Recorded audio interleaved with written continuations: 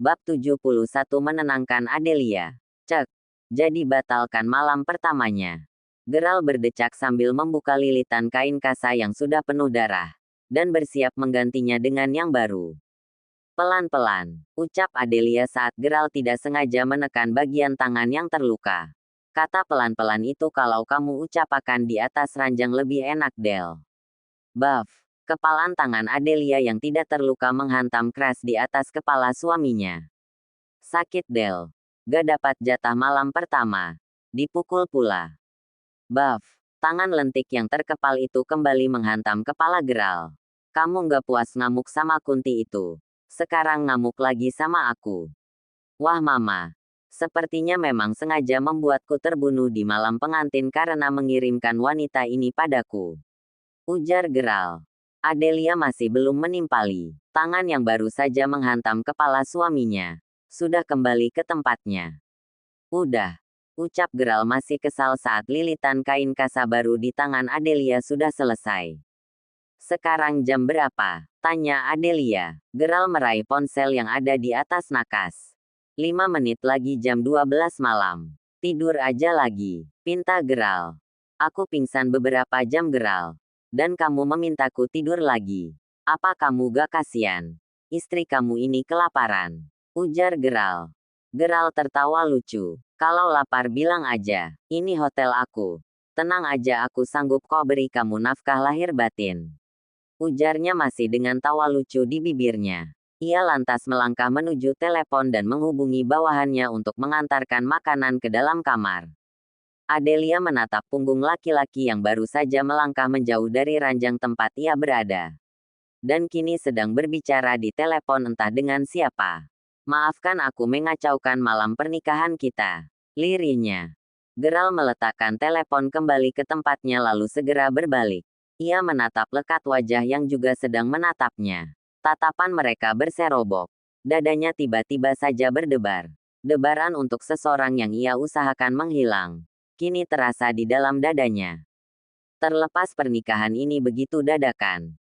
Tetap saja aku benar-benar ingin menjalani pernikahan yang semestinya.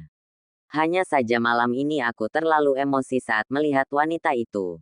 Apalagi si gila itu berniat menyakiti kakak ipar dan keponakanku. Sambung Adelia masih belum memutuskan tatapnya dari wajah sang suami. Senyum terlihat di sudut bibir Gerald. Ia kembali melangkah menuju ranjang tempat istrinya berada. Masih akan ada malam pernikahan berikutnya. Kita akan punya banyak waktu. Jangan khawatir. Atau mungkin kamu nggak sabar ya? Plak, bikin kesal ih. Rajuk Adelia. Gadis itu lantas mengangkat kedua kakinya yang menjuntai di sisi ranjang. Dan bersiap naik. Tapi aku benar-benar gak sabar sih. Gerald kembali tertawa geli lalu ikut naik ke atas ranjang. Sudah halalkan. Jadi sudah bisa peluk-peluk seperti ini. Sambungnya lalu membawa tubuh Adelia ke dalam pelukannya. Tok, tok. Siapa sih ganggu pengantin baru aja? Kesal Gerald. Ia masih tidak ingin beranjak dari atas ranjang. Dan justru semakin mengeratkan pelukannya di tubuh Adelia. Sumpah aku akan memukul siapapun itu. Karena bunyi ketukan pintu masih saja terdengar. Gerald bangkit dari atas ranjang. Sambil mengomel kesal. Ia lantas kembali melangkah menuju pintu kamar. Sedangkan wanita yang kini terbaring di atas ranjang hanya tertawa. Siapa sih ganggu aja? Maaf mengganggu kalian. Alvaras terlihat tidak enak karena datang ke kamar pengantin baru di tengah malam buta seperti ini. Cek, kamu ini kayak belum pernah nikah aja. Ini malam pengantin kenapa datang di tengah malam seperti ini? Gerald masih mengomeli kakak iparnya. Kalau aku dan Al tengah malam gini, udah selesai. Jawab Yana sambil tertawa lucu. Saat melihat adik iparnya sedang melangkah mendekati merek dengan tawa yang sama. Enggak apa-apa. Kita juga sudah selesai kok. Ujar Adelia menimpali. Kalau sudah selesai, kamu nggak akan bisa jalan normal seperti itu. Ledek Yana, kakak kamu nggak bisa tidur sebelum memastikan sendiri kalau kamu baik-baik saja. Sambungnya. Adelia menatap wajah sang kakak sebentar. Lalu segera menghambur dan bergelayut manja di lengan laki-laki yang terlihat sedih itu. Aku baik-baik aja kok. Ini hanya luka kecil. Jawab Adelia. Ayo masuk. ajaknya. Sayang, aku kan masih ingin peluk kamu. Geral merengek. Bukannya kamu yang bilang kita masih punya banyak waktu yang panjang nanti? Ya udah, tunggu aja dulu, jawab Adelia acuh. Wanita yang baru melepas masa lajang hari ini terus saja memeluk lengan sang kakak sambil melangkah menuju sofa yang ada di dalam kamar. Maafkan aku, ucap Alvaras lirih. Semua sudah terjadi. Tapi aku puas sih karena bisa memukulnya hari ini. Bertahun-tahun lamanya aku ingin sekali memukul wajah sok cantiknya itu. Tapi tidak pernah kesampaian, jawab Adelia. Bukan itu. Maaf mengabaikanmu dulu dan terus mementingkan wanita itu, ucap Alvaras lagi. Adelia menghambur ke dalam pelukan Alvaras. Setelah sekian tahun, ini pertama kalinya mereka sedekat ini. Sungguh maafkan aku atas segalanya, ujar Alvaras lagi. Aku senang bisa diberi kesempatan hari ini. Aku pikir, semua yang selama ini menyiksaku, hanya akan terus tertahan di dalam hati. Maaf jika membuat Kak Al banyak pikiran malam ini. Sungguh aku tidak berniat seperti itu. Aku tidak masalah. Aku juga bersyukur ada kesempatan ini.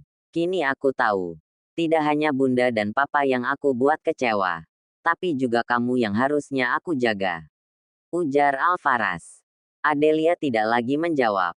Ia hanya semakin mengeratkan pelukannya di tubuh Alvaras. Kok aku jadi cemburu ya? Jangan peluk erat-erat gitu dong, Del, protes Geral. Yana hanya tersenyum lucu. Tapi tawa lucu itu tidak bisa menutupi embun di sudut matanya.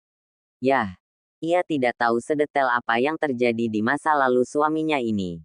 Tapi dengan adanya hari ini, ia bisa belajar untuk lebih hati-hati dalam bertindak. Dari kejadian ini ia belajar bahwa Alvaras bukan hanya miliknya seorang diri. Bunda, Papa dan adik iparnya ini juga berhak atas suaminya. Ini siapa lagi sih? Bikin kesal aja.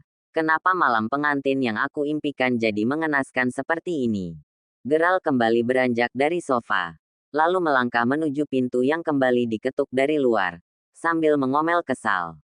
Oh iya, aku pesan makanan buat Adele tadi, ucapnya salah tingkah sambil mempersilahkan petugas hotel yang sedang mendorong meja troli. Dasar, ucap Yana lalu kembali tertawa lucu. Sudah, lepaskan tanganmu itu.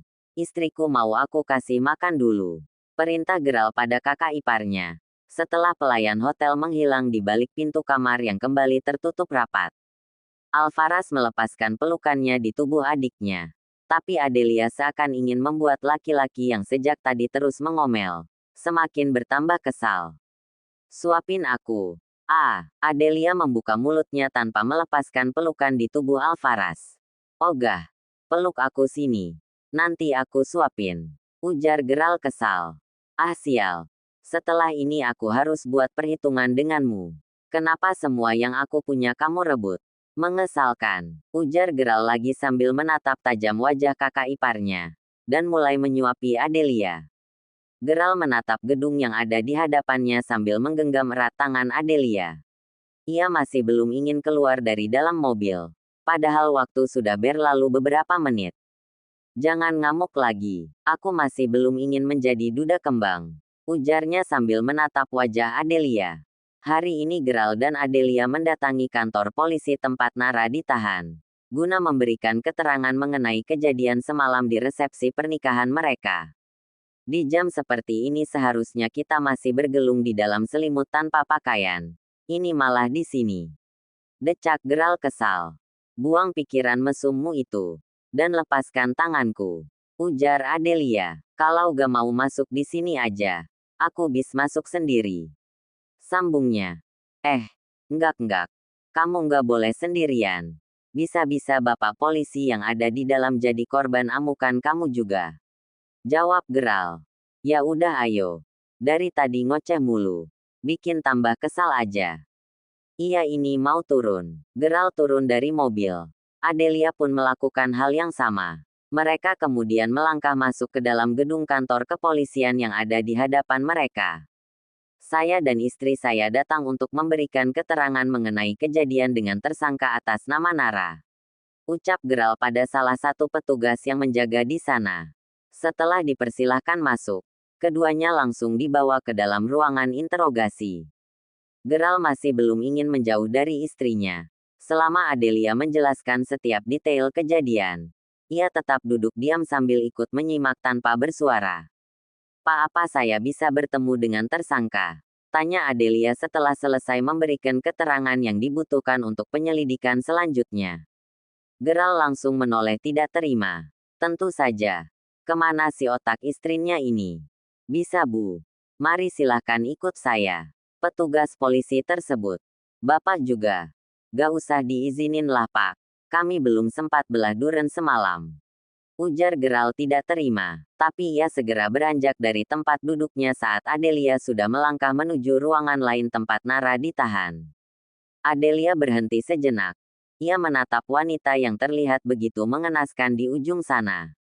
Kenapa harus ketemu dia lagi sih? Gerald mulai frustasi dengan kelakuan istrinya. Oh ayolah. Ia bahkan belum melepas keperjakaannya dan hari ini istrinya mau melakukan hal ekstrim lagi. "Aku belum puas mengatainya semalam," jawab Adelia. Lalu melangkah menuju wanita dengan tangan terborgol. Juga kepala yang terlilit kain berwarna putih seperti tangannya. "Gimana enak tinggal di sini?" tanya Adelia saat sudah duduk di depan Nara. Tangannya terlipat di atas dada, sambil menatap penuh hinaan pada wanita yang terlihat geram di hadapannya. "Harusnya kamu tuh berterima kasih padaku. Jika bukan karena aku, kamu dan kakak tersayangmu itu sudah menjalin hubungan terlarang. Buktinya kamu begitu cemburu saat aku bersamanya dulu," jawab Nara. "Manusia sebatang kara seperti dirimu mana tahu arti dari sebuah keluarga." "Ah, iya, kamu kan emang gak punya keluarga." "Bukan tidak punya. Tapi tidak ada yang mau mengakuimu sebagai keluarga. Bahkan saat kamu sudah bekerja keras pun, laki-laki yang sudah meniduri ibumu selama 2 hari non-stop masih tidak ingin mengakuimu sebagai putrinya," ujar Adelia. Nara meremas kuat tangannya di atas paha. "Tapi tetap saja, kamu tidak bisa membunuhku sampai hari ini," ucapnya mengejek. "Aku tidak lagi ingin membunuhmu. Karena itu hanya akan mempermudah hidupmu saja. Sepertinya melihatmu tersiksa lalu mati perlahan jauh lebih memuaskan. Kamu tahu kan hukuman untuk pembunuhan berencana?" "Ah iya, sampai lupa aku. Teman yang membantumu masuk ke dalam acara pernikahanku semalam sudah lebih dulu datang memohon pada papaku agar ia tidak ikut terlibat dan merusak reputasinya di dunia hiburan. Dan sepenuhnya membantu memuluskan jalan kamu menuju hutan Prodeo dengan vonis seumur hidup," ujar Adelia dengan nada mengejek. "Sialan. Lepaskan aku. Aku akan membunuhnya. Seharusnya kamu yang kubunuh lebih dulu. Baru wanita murahan yang berani merebut Alvaras dariku," teriak Nara saat petugas kepolisian sudah menarik tubuhnya menuju sel tahanan. Gerald menatap tidak percaya pada istrinya yang terlihat begitu tenang. Bahkan senyum mengerikan terlihat nyata di bibir seksi yang belum sempat ia cicipi itu. "Ayo pulang. Mau belah duren kan?" ajak Adelia sembari beranjak dari tempat ia duduk. Setelah Nara sudah menghilang dari ruangan itu. "Ini benaran kamu?" tanya Gerald sambil menempelkan punggung tangannya di dahi sang istri. "Apa sih?" Adelia menepis tangan suaminya. Lalu berjalan keluar dari gedung kantor kepolisian. Menuju parkiran. Asteris. "Apa harus ya kamu pancing emosi kuntilanak itu?" tanya Gerald. "Aku emang berencana buat nambah luka di bagian tubuhku. Biar makin lancar aja persidangan ini. Benar kata papa aku. Buah tidak akan pernah jatuh jauh dari pohonnya." Obsesi Nara itu sama seperti obsesi ibunya. Mereka tidak benar-benar cinta. Hanya terobsesi ingin memiliki, ujar Adelia. "Emangnya siapa sih Nara itu?" tanya Gerald. "Panjang ceritanya. Kita gak usah bahas itu. Yang harus kita bahas sekarang, gimana caranya buat baby biar gak kalah sama Mbak Yana." Adelia mengedipkan matanya nakal. "Let's go. Kita ke hotel sekarang," ajak Gerald dengan penuh semangat. Asteris. "Kita itu pengantin lama. Gak usah aneh-aneh. Pengantin baru aja gak ngelakuin ritual. Malah kamu yang jadi gila gini." "Omel Yana, lepas ga. Atau aku bilangin bunda kamu maksa nidurin aku semalam. Ancam Yana. Wanita itu kembali merapikan batrobe yang membungkus tubuhnya. Lalu melanjutkan acara mengeringkan rambut karena ulah suaminya semalam. Ih, jahat banget sih sama suami sendiri. Alvaras melangkah masuk ke dalam kamar mandi dengan wajah cemberut. Karena gak dapat jatah ronde kedua di pagi hari. Anaknya meronta minta berhenti. Bapaknya malah keenakan. Dasar. Omel Yana pada laki-laki yang baru saja menghilang di balik kamar mandi. Setelah mengeringkan rambutnya, Yana beranjak dari tempat duduk menuju sofa untuk mengganti pakaiannya. Baru saja mulai mengenakan pakaian. Suara mengesalkan dari balik pintu kamar mandi yang tertutup rapat kembali terdengar. Sayang, handuknya mana? Teriak Alvaras. Ada di situ. Di tempat penyimpanan handuk. Lihat pakai mata. Jangan pakai mulut. Jawabnya. Gak ada sayang. Suara Alvaras kembali terdengar. Yana menghentakkan kakinya kesal. Lalu melangkah menuju kamar mandi.